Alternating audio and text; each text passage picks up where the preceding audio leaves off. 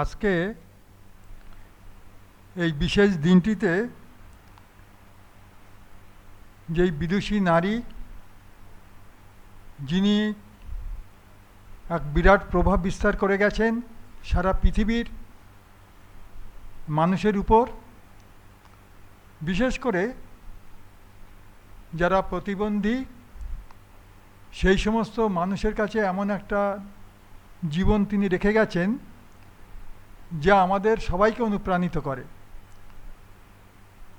সেই মহিষী নারীর জন্মদিনে আমাদের পশ্চিমবঙ্গ সরকারের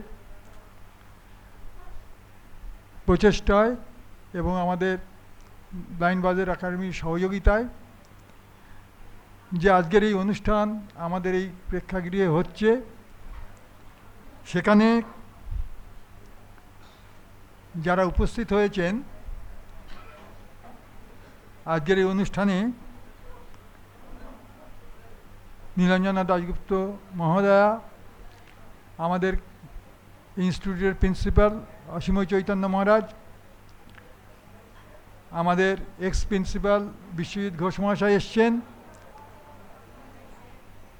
এবং আমাদের বিবি এবং অন্যান্য ইনস্টিটিউশনের যে সমস্ত শিক্ষক শিক্ষয়িত্রী অন্যান্য কর্মী যারা এসছেন, এবং ছাত্রছাত্রীরা যারা এখানে এসছেন তারা হচ্ছেন light house for the blind, Calcutta blind school, Kolkata society for empowerment of the differently able, আর আমাদের নরেন্দ্রপুর ব্লাইন্ড বয়েজের ছাত্ররা তো আছেন। আরও যারা এই অনুষ্ঠানের যোগ দিয়েছেন সবাইকে আমি আশ্রমের পক্ষ থেকে, ব্লাইন্ড বাজার একাডেমির পক্ষ থেকে স্বাগত জানাই। এটা প্রতি বছর মতো এবছরও এই আমাদের নরেন্দ্রপুর রামকৃষ্ণ মিশনে এই অনুষ্ঠানটা যে আমরা ব্যবস্থা করেছি সেটা সেই মহিষী নারীর প্রতি শুধু শ্রদ্ধার জন্য নয়, এই দিনটিকে স্মরণ করে আমাদের ছাত্রছাত্রী শিক্ষক কর্মী তারা সবাই যেন অনুপ্রেরণান্বিত হতে পারি।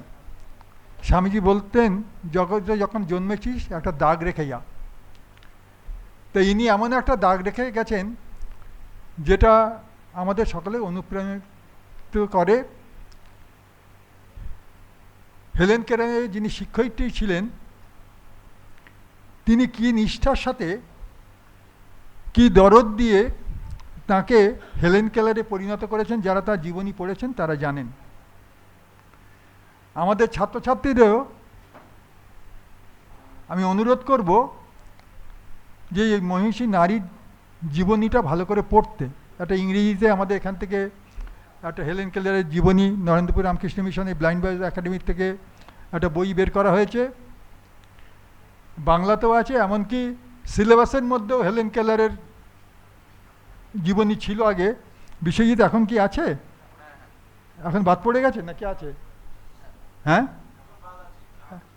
আগে ছিল, এখন বাদ পড়ে গেছে। যাই হোক, তা আমি আগে যারা তার জীবনীটা দিয়েছিলেন তারা অনেক ভেবেচিন্তে বিচক্ষণতার সহিত তার জীবনীটা দিয়েছিলেন যাতে ছাত্রছাত্রীরা সকলেই জানতে পারে।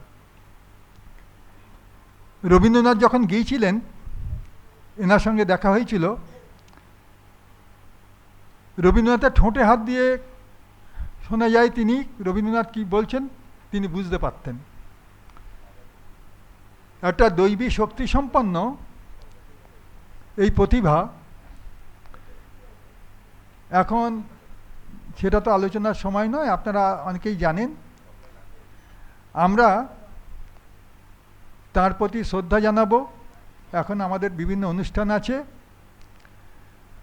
যারা এখানে অংশগ্রহণ করেছেন তারা শান্তভাবে আমাদের এই প্রোগ্রামে অংশগ্রহণ করুন, এবং তারা অনুপ্রাণিত হয়ে অন্যদেরও অনুপ্রাণিত করবেন, এবং তাদের জীবনে তাদের নিজের জীবনটাকে তারা এমনভাবে গঠন করবেন যে যাতে লোকে বলতে পারে যে ইনি একজন সমাজের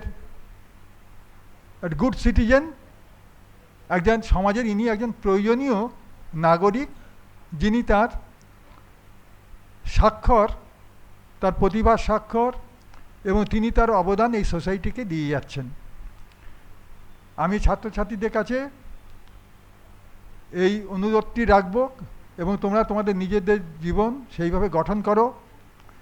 ঠাকুর মা স্বামীজিকে কাছে প্রার্থনা করি তিনি তোমাদের মধ্যে শক্তি দিন এবং আমাদের শিক্ষয়িত্রীরা যাতে তার দ্বারা অনুপ্রাণিত হয়ে ছাত্রছাত্রীদের সেইভাবে তৈরি করেন, সেজন্য আমি তাদের অনুরোধ করব।